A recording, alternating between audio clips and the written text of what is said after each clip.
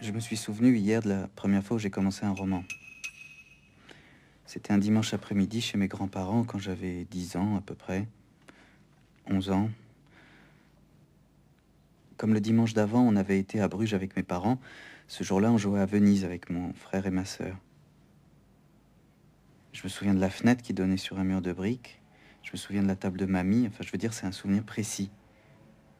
Bon, je voulais écrire une sorte d'aventure à la Stevenson et j'ai eu l'idée de lui donner la forme d'une fausse autobiographie.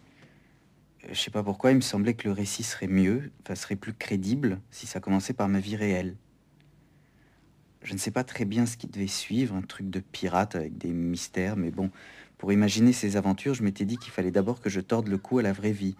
Comme si pour imaginer ce que je voulais vivre, il m'avait fallu commencer par la critique de ce que je vivais vraiment. C'est pour ça que j'ai commencé par le récit de ma vie réelle, un récit vengeur. Bon, ma ténacité littéraire n'a pas dû tenir beaucoup plus d'une dizaine de lignes, enfin à peine 5 dans mon souvenir, et j'ai laissé mon œuvre en plan pour rejoindre mes frères et sœurs et jouer avec eux. Il devait être écrit un truc dans le genre: j'ai 10 ans, je suis né dans une famille de province, avoir mes parents qui auraient pu soupçonner les aventures incroyables qui m'arrivèrent.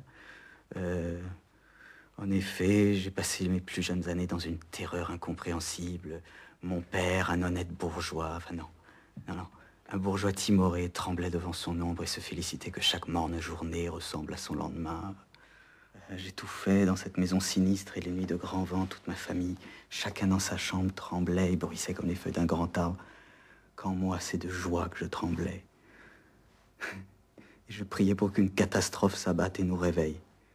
J'appelais ce que mes parents repoussaient plein d'effroi, l'aventure, un truc comme ça. Bon, enfin, c'était un préambule. Je savais pas comment enchaîner. Mais bon, j'étais parti jouer. Et ma mère est tombée sur le texte, sûrement pendant que je jouais dans la pièce à côté. Et elle l'a lu, bien sûr, puisqu'elle ne nous a jamais reconnu aucune intimité.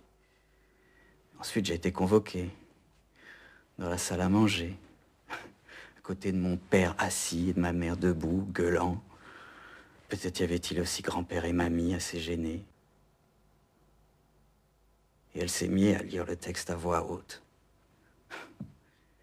Mais j'étais extrêmement gêné. Puis elle m'a demandé de me justifier. Pourquoi j'écrivais comme ça du mal de mon père? Pourquoi je trouvais qu'il était lâche? Pourquoi je trouvais qu'il avait peur? Est-ce que je trouvais qu'il était soumis, etc., etc. Bon, moi, je niais. C'était le début d'un roman. Elle n'avait pas lu la totalité. Enfin, je ne savais pas comment me justifier, mais elle insistait. Mon père aussi essayait de mettre fin à cette scène.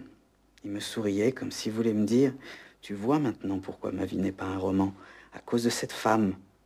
Mais sauf que moi, je ne l'avais pas choisie, cette femme, c'était ma mère.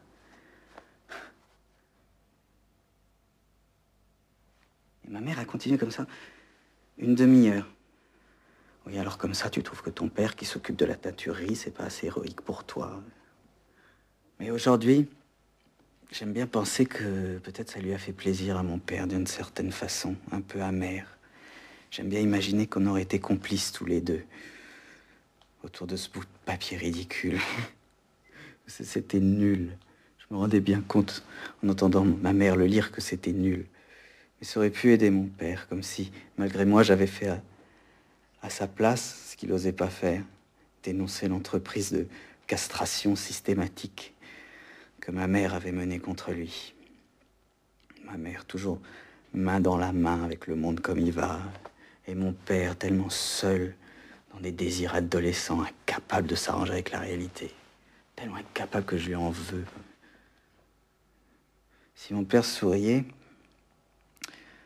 c'était comme pour me poser une question muette, en fait. Enfin, pas à moi, à ma mère, en fait.